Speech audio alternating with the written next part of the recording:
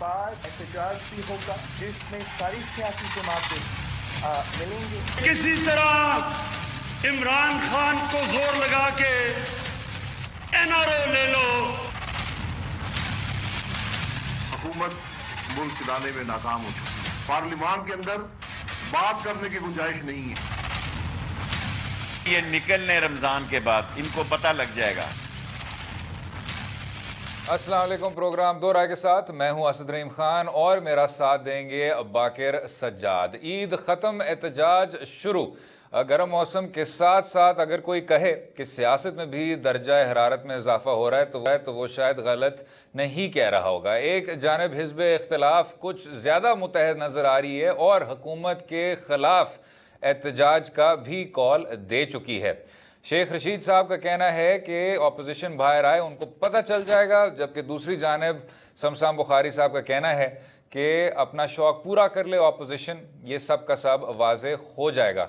अब पाकिस्तान तहरीक इंसाफ हॉक्स की तरफ जाएगी कि डव्स की तरफ जाएगी वो तो पता चल जाएगा, लेकिन ये ज़रूर है कि जब एक तरफ आप देखते हैं अवाम के बढ़ते हुए माशी मसाइल, चाहे वो बेरोज़गारी के हवाले से हों या महंगाई के हवाले से हों, और दूसरी जानिब अपोजिशन का भी एक टफ टाइम का जो सिनेरियो बनता जा रहा है, तो कुछ तजियाकारों का कहना है कि आने वाले दिनों में हुकूमत को इस दो दहाड़ी तलवार का मुकाबला करना पड़ेगा।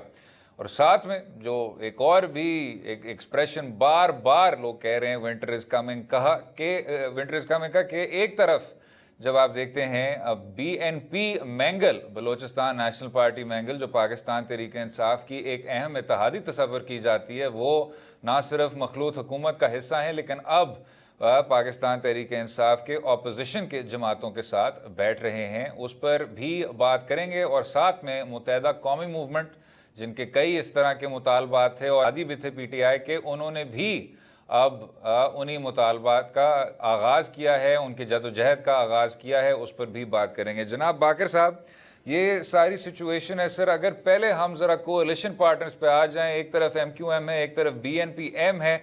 अब BNP ने ना सिर्फ कोalition गवर्नमेंट का हिस्सा होते हुए इफ्तारी में भी उन्होंने हिस्सा डाला था आसिफ अली जरदारी साहब के रहायश गाह पे, लेकिन अब वो कह रहे हैं कि जी बहुत कुछ हो गया और अब हम शायद बजट में भी साथ ना दें। किस तरह आप देखते हैं सर? असद, ये मेरा ख्याल में हुकूमत के लिए तो काफ़ी परेशान कुन सूरत हाल होगी कि चूँकि उनके पास कौमी असम्बली में बड़ी कम अक्सरियत के साथ उन्होंने हुकूमत कायम की हुई है, तो ये अगर इनके इत्तेहादी इनका साथ नहीं देंगे तो मुश्किल जो आपको या कहें कि चैलेंजेस दरपेश आ सकते हैं बजट को मंजूर कराने में, और दीगर जो उमूर जो अब सामने आ रहे हैं उनके लिए ज़्यादा मुश्किल सूरत हाल पेश कर सकते हैं।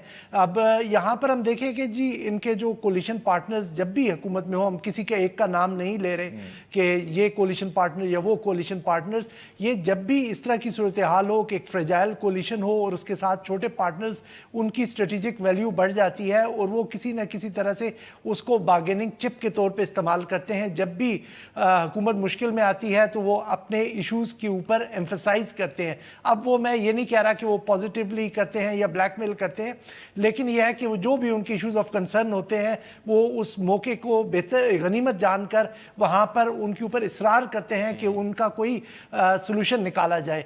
यही चीज़ अब आपको देखने को मिलेगी कि तमाम पार्टनर्स, ये BNP या MQM नहीं है, बाकी भी छोटे छोटे इत्तेहादी भी अपने मुतालबात लेकर खान साहब के सामने आ जाएंगे कि जनाब आप ये मसला हल करें अगर आप चाहते हैं कि हम आपको बजट में करें।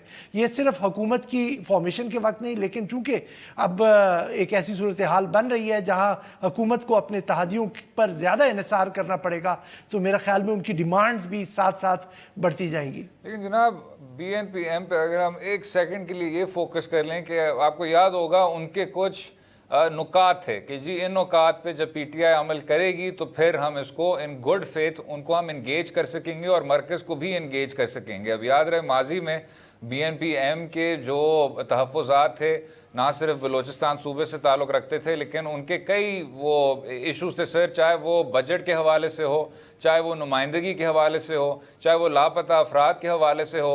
वो सब का सब उन्होंने पीटीआई की सेंट्रल लीडरशिप के सामने रखा था और जब इन्हीं नुकात पे काम करेंगे, आप हमारे साथ चलें, हम एक साथ चल सकेंगे, तो बीएनपी एम्पियर्स फोल्ड में आई थी। अब जब आप उनको देखते हैं पाकिस्तान पीपल्स पार्टी की क़यादत के साथ बैठते हुए, और अब जो ऐलान किया उन्होंने कि JUIF के साथ भी उनके आने वाले जलसे में भी वो शिरकत करेंगे, उस सिचुएशन को आप किस तरह रीड करते हैं? क्या पाकिस्तान तहरीक इंसाफ को अपने बलूचिस्तान पॉलिसी पर रिफोकस करना चाहिए? ये असल में तो खान साहब को चाहिए था कि जितने भी उनके साथ उनके इत्तेहादियों ने कोई मुआहदे किए उन पर अमल दरामद पहले ही कर लिया जाता। अब तकरीबन 9-10 माह होने को हैं, वो उन तमाम चीज़ों के ऊपर पहले ही काम हो जाना चाहिए था, कि ना कि इस मौके पे इंतज़ार किया जाता कि एक और क्रिटिकल सिचुएशन बने जहां इनको आपकी ज़रूरत पड़े और वो अपने उनके अपना आपकी सपोर्ट करने के लिए आपके साथ दोबारा से नेगोशिएट करें। ये चीज़ इनको पहले से सोच लेनी चाहिए थी इमरान खान साहब को, कि ये नहीं होता कि आप ज़बानी कलामी किसी को कोई चीज़ कमिट कर दें और उसके बाद आप उस पर भूल जाएं। यकीनन BNP के साथ जो मुआहदे हुए थे उसमें अगर आप जायज़ा लें, जिसमें बलूचिस्तान के हवाले से प्रोग्रेस के हवाले से, डेवलपमेंट फंड्स के हवाले से बात है या दीगर उनके सिक्योरिटी इश्यूज़ के हवाले से बात है, तो उस पर हमें कोई ज़्यादा प्रोग्रेस नज़र नहीं आती। यही वजह है कि वो उन्हीं पॉइंट्स पे एम्फसाइज करेंगे। जो चीज़ मैं आपके पिछले सवाल के जवाब में कह रहा था, वो एक प्रिंसिपल एक पोजीशन है कि जब इस तरह की कोलिशन को मुश्किल सूरत हाल पेश आती है तो लामहला जो छोटे कोलिशन पार्टनर्स होते हैं वो अपना उस पोजीशन को एक्सप्लॉइट करते हैं, चाहे वो पिछला कोई साबका एजेंडा हो या उनके कोई नए मुतालबात हों। लेकिन यहाँ पर भी हम ये देख रहे हैं कि BNP जो है वो शायद ये चाह रही है कि जो उनके साथ मुआहिदा हुआ जब हुकूमत के बनते वक्त पिछले साल अगस्त में, तो उस पर अमल दरामद में जो कमियाँ रह गई थी उनको पूरा करने के लिए वो हुकूमत पर इस वक्त प्रेशर डालना चाह रहे हैं कि किसी तरह से हमें उन चीज़ों पर भी आप प्रोग्रेस दिखाएं। और जनाब, अवामी नेशनल पार्टी और JUIF यानी वो सियासी जमातें जो खैबर पख्तूनख्वा में एक ज़माने में मकबूल हुआ करती थीं, उनका जनाब और इस शो पे हम डिस्कस कर चुके हैं, जो एक एहतजाज का एक रवैया था वो कुछ ज़्यादा जारहाना था बाकी जमातों के निस्बत। और असल में जो बेसिक इंप्रेशन था वो यही था कि क्योंकि JUIF कुछ दहाइयों बाद इतनी बुरी तरह हारी है, अवामी नेशनल पार्टी भी वाइप आउट हुई खैबर पख्तूनख्वा से, वहाँ PTI की आपको 2/3 अक्सरियत देखने को मिली, तो उसमें एग्रेशन भी ज़्यादा था क्योंकि उनके शायद उस तरह के मुफाद नहीं थे जो कि शायद मुस्लिम लीग नवाज़ के हों, जिनकी पंजाब असम्बली में अभी भी नशस्तों की अच्छी खासी नुमाइंदगी है, और दूसरी जानिब पाकिस्तान पीपल्स पार्टी जो कि सिंध में अभी भी सबसे बड़ी सियासी जमात है और सिंध के आज हुकूमत वक्त भी है। लेकिन अब फजल रहमान साहब ने ये भी कहा है, ये भी फरमाया है कि हमने देर कर दी, जो एहतजाज करना था हमें पहले करना चाहिए था। तो अब गोइंग फॉरवर्ड क्या वही आपको नजर आएगा, पॉलिटिकल पार्टी स्पेसिफिक मुफादात अपने सामने रखे जाएंगे, या जो माजी में हम ग्रैंड अलायंसेस देखते थे जो कि बनने के बाद वैसे टूट भी जाते थे, उस तरह का ट्रेंड हमें नजर आ रहा है थोड़ा सा? अच्छा, जहाँ तक आपने ANP की बात की, ANP तो कल से ही मेरा ख्याल में एहतजाज शुरू करने जा रही है। उनकी कल खैबर पख्तूनख्वा के तमाम अजला में उन्होंने एहतजाज की कॉल दी हुई है। उनके जो चीफ हैं असफंदियार वली साहब वो चारसदा में करेंगे। लेकिन जहाँ तक ग्रैंड अपोजिशन का ताल्लुक है, ये फजलुर रहमान साहब का शुरू दिन से ही, जब से ये इलेक्शंस हुए, ये ख्वाब चला आ रहा है कि किसी तरह से अपोजिशन पार्टियाँ इकट्ठी हो जाएं और ये जो नुज़ायदा हुकूमत थी उसको गिरा दिया जाए। ये तब से अभी तक ये इस कोशिश में लगे हुए हैं, लेकिन तमाम पार्टीज़ ने अपनी जो आपने जैसे जिन लफ्ज़ इस्तेमाल किया, मुफादात, या मैं कहूँगा जो उनको बेहतर रास्ता या कोर्स नज़र आ रहा है, उसको वो परसू कर रहे हैं। अभी भी आपने जो पिछले महीने अफ्तार देखा जो बिलावल भुट्टो साहब ने किया था अपोजिशन रहनुमाओं के लिए, वहाँ एक चीज़ तो आपके सामने वाज़े थी कि सब इस चीज़ पर मुत्तफ़िक हैं कि एहतजाज किया जाना चाहिए और जो सूरत हाल सामने आ रही है उसको एक्सप्लॉइट किया जाए। अब जो उसमें किस हद तक ये कामयाब होते हैं वो सब जो है कन्फ्यूजन का बायस बन रही है। मुख्तलिफ जो अपोजिशन पार्टीज़ हैं कि क्या यहाँ पर वो हुकूमत को टफ टाइम दे सकेंगे, क्योंकि उसमें 2-3 जो मेरे ख्याल में अपोजिशन के लिए चैलेंजेस आ रहे हैं। एक तो मौसम का है कि मौसम सख्त गर्म है, लोग शायद बाहर ना निकले, और दूसरा यह है कि लोगों को कोई इंस्पायरिंग लीडरशिप नज़र नहीं आ रही। जो लीडरशिप अपोजिशन की है उसके ऊपर करप्शन के इल्ज़ामात लग चुके हैं, और जो PTI ने जो नैरेटिव दिया है वो भी यही है कि ये लोग अपनी लूट खसूट को छुपाने के लिए, अपने खिलाफ जो केसेस हैं उनको ख़त्म कराने के लिए ये सारे का सारा एहतजाज का सिलसिला इन्होंने ये बनाया है। ये चीज़ काफ़ी हद तक लोगों की, जो आवाम की बात करूँ, उसकी कंसिडरेशन में होगी कि क्या वो अपोजिशन की कॉल पर आते हैं या नहीं।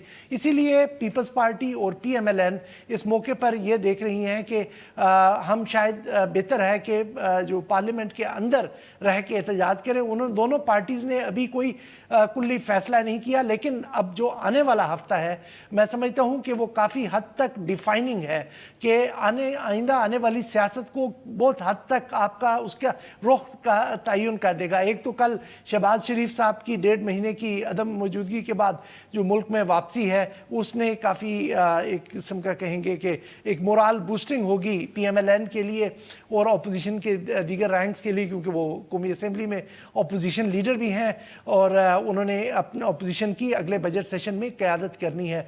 वो है फिर उसके बाद आसिफ जरदारी साहब का 10 तारीख को केस है। अगर उनकी गिरफ्तारी हो जाती है तो उसी दिन पीपल्स पार्टी पॉइंट ने पे जनाब ये जो गिरफ्तारी का आपने अभी पॉइंट उठाया, मेरे ख्याल से उस पे ही जरा वक्फा लेते हैं और अगले हिस्से में गुफ्तगू पर जारी रहेगी।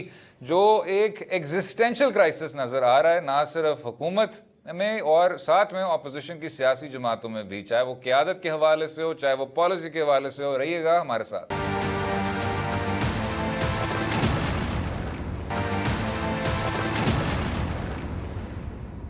वेलकम बैक टू दो राय। पाकिस्तान तहरीक इंसाफ की हुकूमत एक दो दहाड़ी तलवार का मुकाबला कर रही है। एक तरफ महंगाई और बेरोजगारी, माशी बहरान, और दूसरी तरफ अपोजिशन का ये वादा कि वो टफ टाइम देने वाले हैं। पहले कुछ कोताहियां देखने को मिल रही थी। जनाब बाकिर साहब, अभी जो आपने आसिफ अली जरदारी साहब का भी हवाला दिया, जो पाकिस्तान पीपल्स पार्टी की सेंट्रल एग्जीक्यूटिव कमेटी है, कुछ देर से डिफंक्ट ही रही है। बरसियों पे एक्टिवेट होती थी, सालगिरों पे एक्टिवेट होती थी, लेकिन अब 10 जून को यानी बजट के ऐलान से एक दिन पहले फिर से पाकिस्तान पीपल्स पार्टी की सीनियर क़यादत मिलेगी और ना सिर्फ सियासी सूरत हाल का जायज़ा लेगी, लाहे अमल भी तय करेगी। क्या PPP की पॉलिसी थोड़ी सी आपको मुख्तलिफ लगती है?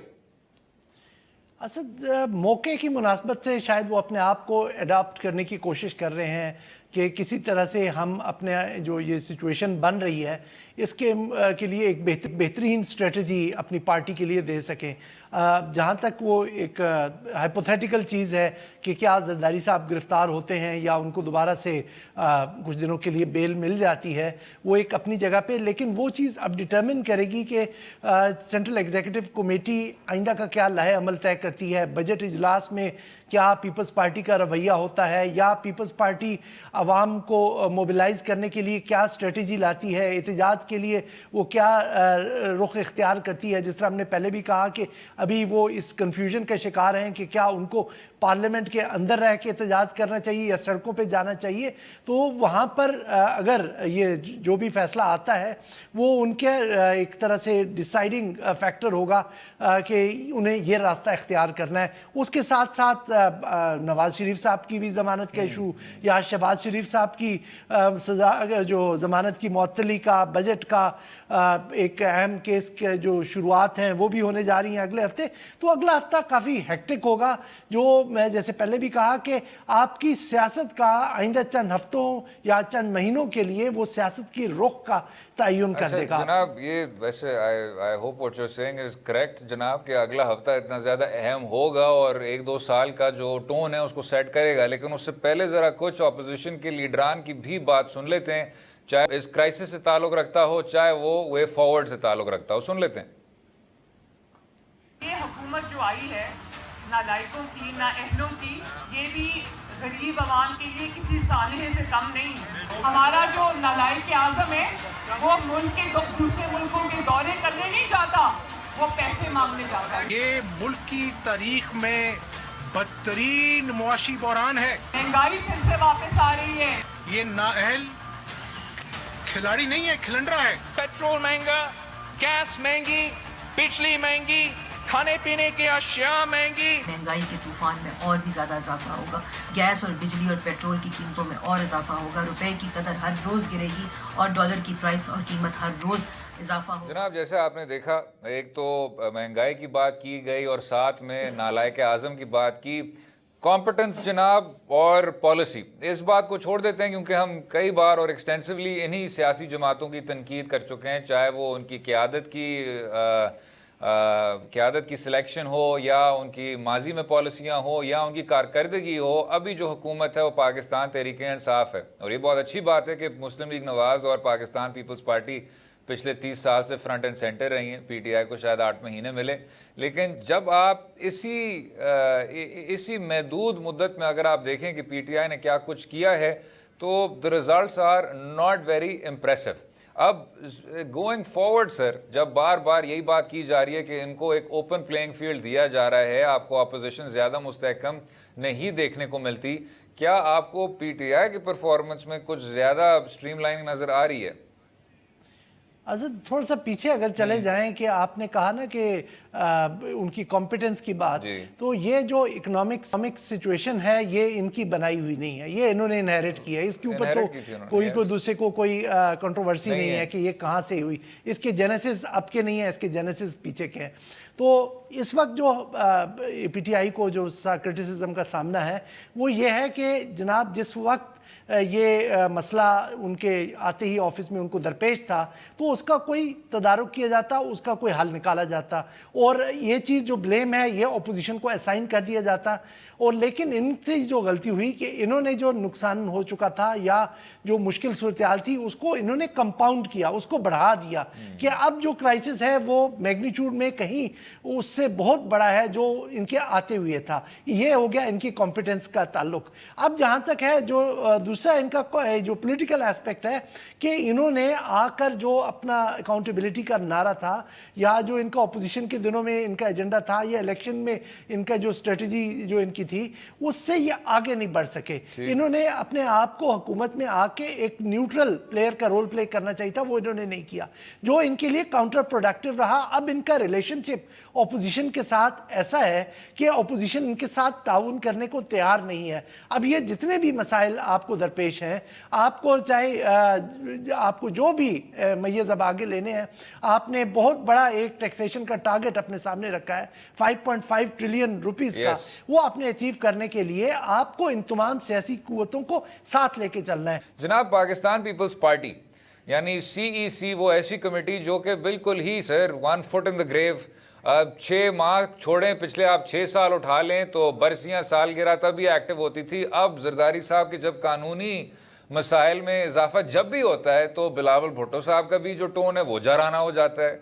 कुछ लोग जो बार बार जमहूरियत की बात करते हैं, पार्लियामेंट्री सुप्रीमेसी की बात करते हैं, उसको बार बार सर अपने फेक अकाउंट्स केस के साथ क्यों जोड़ते हैं वो? अब अगर ये एक जुडिशल प्रोसेस है तो उसको आप चलने दें और उसको मंजिल तक पहुंचने दें। ऐसी बात नहीं है, क्योंकि पाकिस्तान पीपल्स पार्टी का जो अपना ही बयानिया है कि अगर आसिफ अली जरदारी साहब, बल्कि नफीसा शाह साहिबा कह भी चुकी हैं इसी शो पे या another variant of this show कि आपने कभी उनको कन्विक्ट किया है, तो अगर वो माजी में भी कभी कन्विक्ट नहीं हुए, चलें at the complete appellate level, बाद में वो हमेशा अक्विट हो जाते थे, बरी हो जाते थे, तो इस बार भी बरी हो जाएंगे। जो बहरिया टाउन ओमनी ग्रुप में गठजोड़ है वो भी लोग भूल जाएंगे, जो फरियाल तालपुर साहिबा के घर में सीमेंट लगता है वो भी लोग भूल जाएंगे, जो दिल्ली रेस्टोरेंट से डायरेक्ट आपको वो आती थी, पेमेंट्स आती थी, वो भी लोग भूल जाएंगे। ऐसा नहीं हो सकता जनाब कि you can be acquitted again with the same legal team जो 90s में आपके साथ खड़ी रही है।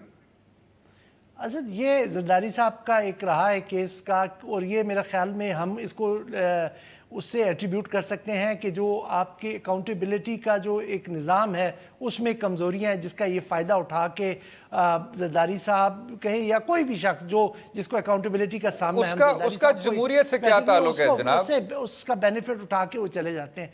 लेकिन यहाँ पर ये यकीनन मेरे ख्याल में पीपल्स पार्टी की एक गलत स्ट्रेटजी है कि पॉलिटिकल डोमेन में आके उन चार्जेस को वो फाइट कर रहे हैं। वो ये जो उनकी स्ट्रेटजी है ये निकलते मिलती है उनकी इस सोच से कि पीपल्स जो पीटीआई है उनको सियासी इंतकाम का निशाना बना रही है, लिहाजा वो उनको सियासी मैदान में जवाब दे। लेकिन ये कोई दुरुस्त स्ट्रेटजी नहीं है, ये उनके कानूनी मसाइल है जो इनको अदालत में जाके करने चाहिए।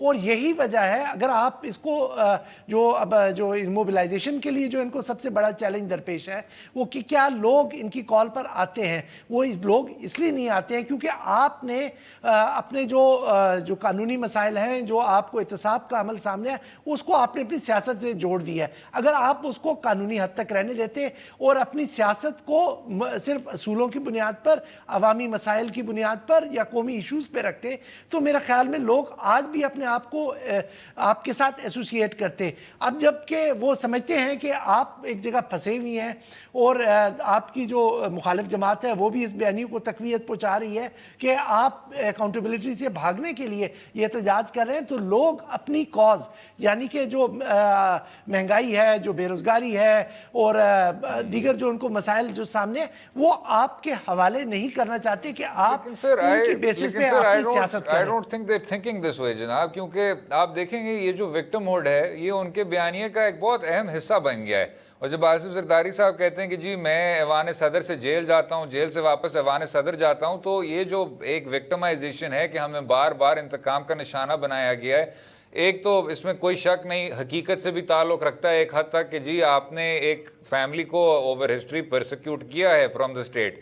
लेकिन अब जब इतनी डैमिंग जेआईटी रिपोर्ट आ जाती है, जब आपके पीछे इतने बड़े बड़े ओलिगार्क्स खड़े होते हैं, जब आपने एक पूरे सूबे में एक ऑर्गेनाइज्ड क्राइम एम्पायर से बार बार आपका नाम एसोसिएट होता है, उसमें सर डमी कंपनीज हैं, लैंड ग्रैबिंग है, सिंध पुलिस को आपने लोगों में को दबाव में डाला है सिंध पुलिस के जरिए, जब आपको इस तरह की ऑर्गेनाइज्ड क्राइम इतने सिस्टमैटिक सतह पे नजर आती है, तो क्या तब अब बयानिया रिफॉर्म नहीं हो सकता?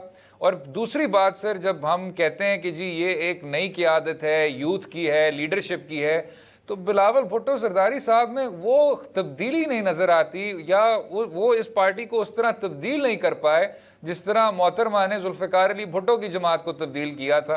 पहले उन्होंने अंकल्स को फारिग किया जो सारे मुस्तफ़ा खर टाइप्स थे, फिर सोशलिज्म से तब्दील करके उसको डीरेगुलराइजेशन और प्राइवेटाइजेशन की तरफ लेके गई, पंजाब में उसको मकबूल उन्होंने बनाया। बिलावल भुट्टो जरदारी वही 70 की दहाई के नारे लगा रहे हैं।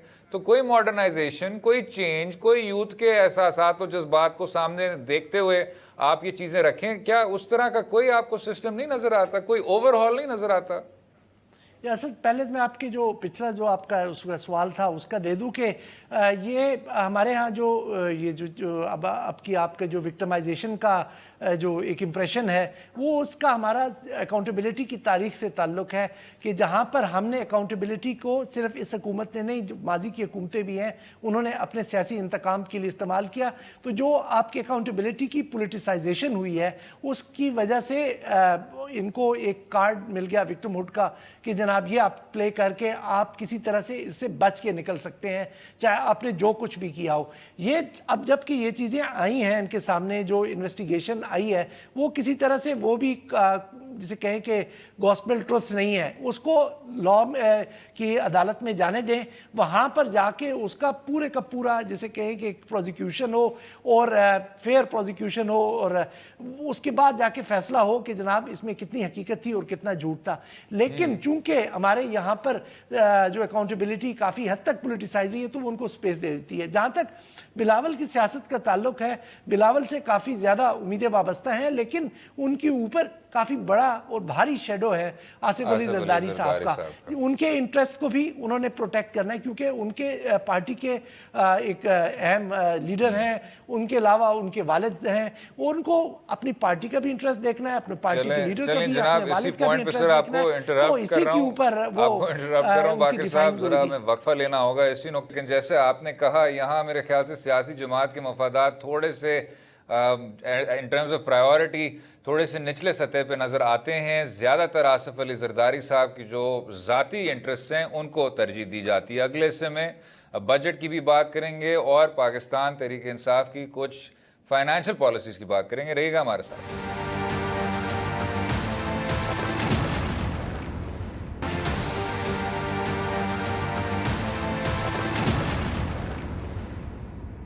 वेलकम बैक टू दो राय। कहने को वजीर दफा परवेज खट्टक का कहना यह है कि पाकिस्तान तहरीक इंसाफ एक पीपल फ्रेंडली बजट पेश करेगी अवाम को, और आने वाले सालों में मईशत ना सिर्फ बहाल होगी लेकिन कामयाब भी होगी।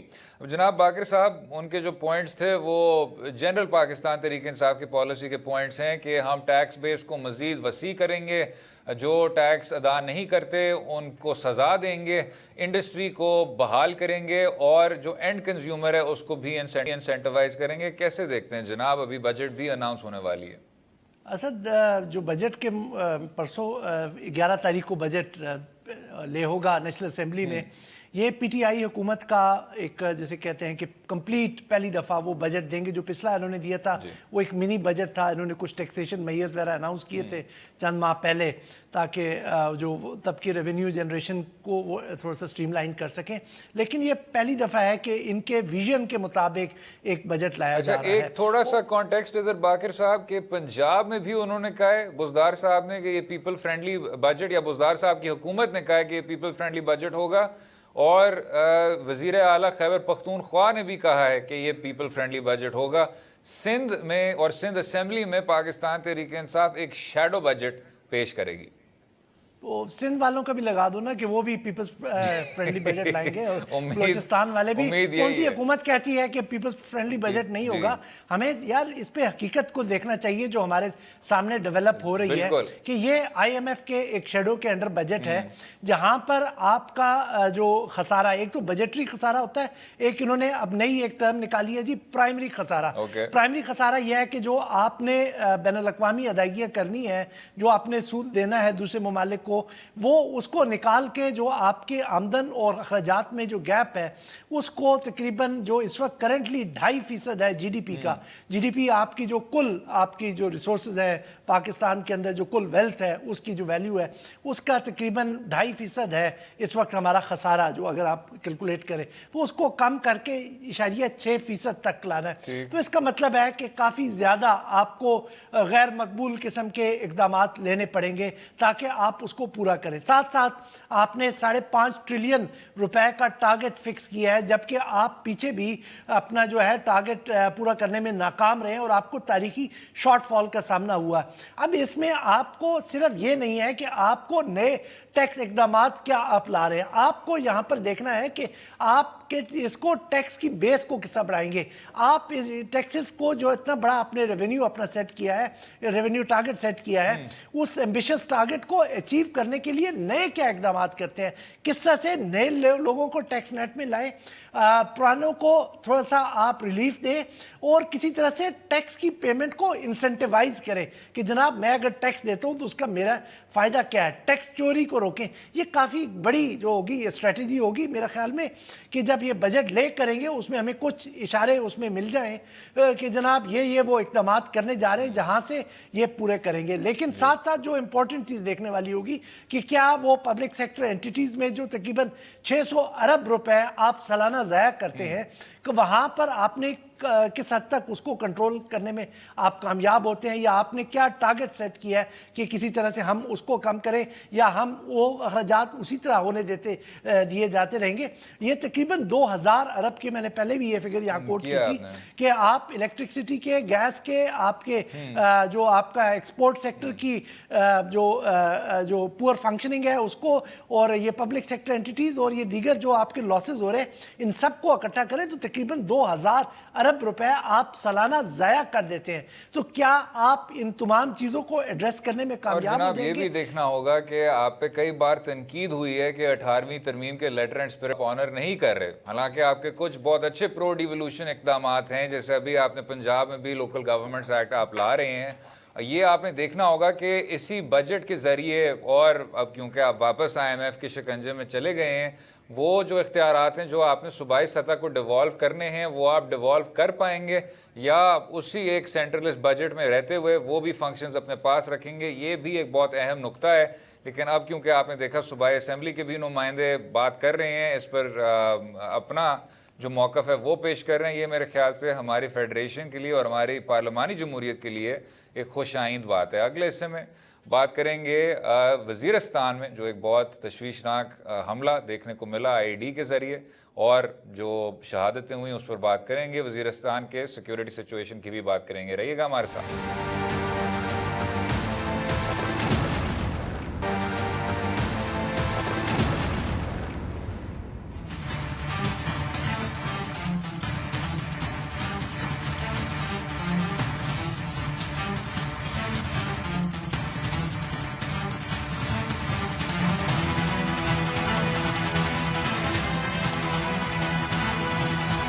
ویلکم بیک ٹو دو رائے۔ شمالی وزیرستان میں 4 افواج پاکستان کے ممبرز یعنی 3 افسران اور 1 سپاہی شہید ہوئے شمالی وزیرستان میں، جہاں ایک بار پھر وائلنس کی ایک لہر دیکھنے کو مل رہی ہے۔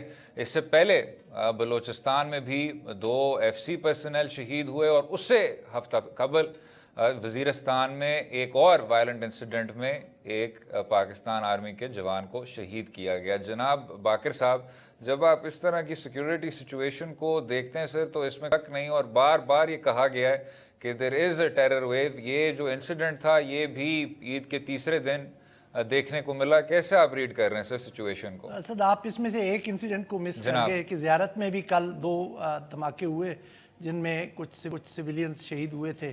وہاں پر جو ایک افسوسناک سلسلہ بلوچستان میں جاری ہے وہ وہاں پہ بھی جاری ہے۔